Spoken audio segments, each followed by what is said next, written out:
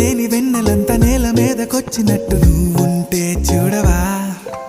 మంచువాన నన్ను ముంచెనంట, వాన విల్లు మీద ఇల్లు కట్టినెవ్వరంట.